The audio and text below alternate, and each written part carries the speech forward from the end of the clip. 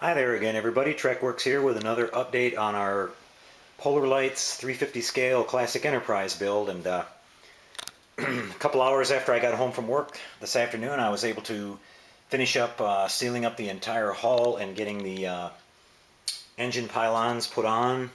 And the nacelles are just propped on there right now, but all the seam work has all been done on those. They're ready to be painted. Got all those seams cleaned up real beautiful. There's not a hint of them anywhere on the model. Same thing along the back here, the top of the spine on the dorsal area. That seams are all gone. The little holes here for the little beacon that has to go in there, I'm going to put those in. There's that little part when you work with this kit. In order to put that in and then seal it up, you were going to have these little gaps in there. So what I'm going to do is use some little separate pieces of colored styrene, clear plastic, and put those in after I'm all finished up with the rest of it, and just kind of work on something different. And here's a little bit more of the lighting. Once again, once the shuttle bay was all put in and everything, the windows here in the back are lighting up, but they're kind of dim. And I just worked and worked and worked with that, and I just finally decided to give up on it. I guess on some of the shots of the Enterprise, some of the windows are out anyway, so what the heck. I grinded and grinded and grinded and tried to get those to work, but I think that the trick to that is going to be if you have the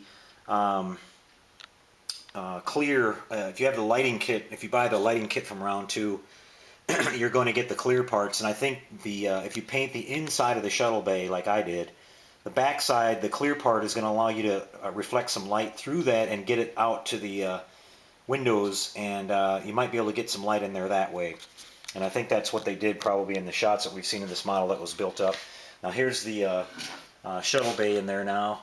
I'm going to switch to macro in a second. I'll give you a little bit closer view of that. I just wanted to give you an overall look on this. I've actually got the neck put together, and it's just drying right now, and I've got to fill in the seams at the very front and the rear of that, and then I'll be ready to put that on and start moving up towards the saucer. So things are coming along pretty good on this. My end cap that I have going on this is going to look pretty cool. I like that second pilot look for that. So that's going to be pretty nice looking on here. So anyway, quite a bit of progress this time. Yeah, one of the things I wanted to point out too, when I went to start, once the shuttle was in it and I started trying to put it together, boy, I had a hard time getting this to come together. And I still wound up with probably, I would say, I don't know, maybe a 32nd of an inch gap up along the spine here. And I don't know what changed, if it's something to do with these brackets that go in there that the pylon supports, or what that is. But I dry fitted it several times before I tried to put it together. And once I finally went for it with the glue, it was really, it just did not want to come together, especially right in here between the pylons. It just fought me and fought me. And I finally just decided to let it be and just fill in the little gap with the rest of it. So came out pretty good. What I'm going to do here is I'll switch over to the macro mode, and I'll give you an up close view of the shuttle bay. Okay guys, well here's a look at the shuttle bay, and it's all worked in there really nice now. My fan tail lights are all lit up really nice, and the gaps on the edges of this and on the bottom side of that are all filled. I've got just a tiny little light leak on the very, if you look straight down at it, you can see where the floor of the shuttle meets this ledge. There's a tiny little light leak. I've got some canopy glue in there drying right now, and as soon as that dries, I'll just paint over that, and that's going to make that go away. Now that little LED that I put in there in the center, you can see it's lighting that little control room there in the very top of the ceiling.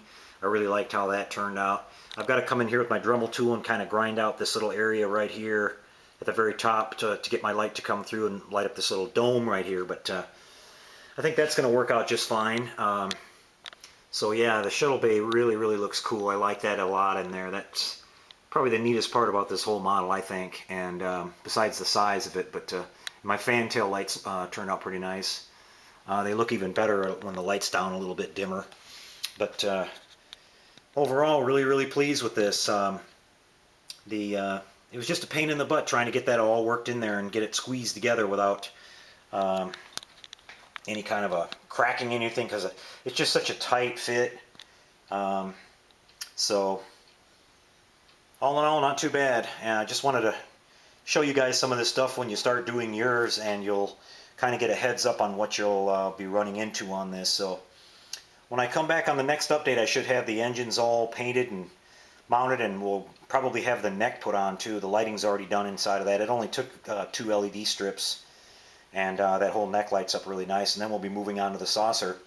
And there really aren't that many lights that are going to have to go on that one either. There's just a few little window ports here and there that I have to light, and then the top of the bridge and the bottom planetary sensor, and things are coming along really good. I think I haven't decided yet if I'm going to fill in the grid lines or not. I'm kind of kicking that one back and forth.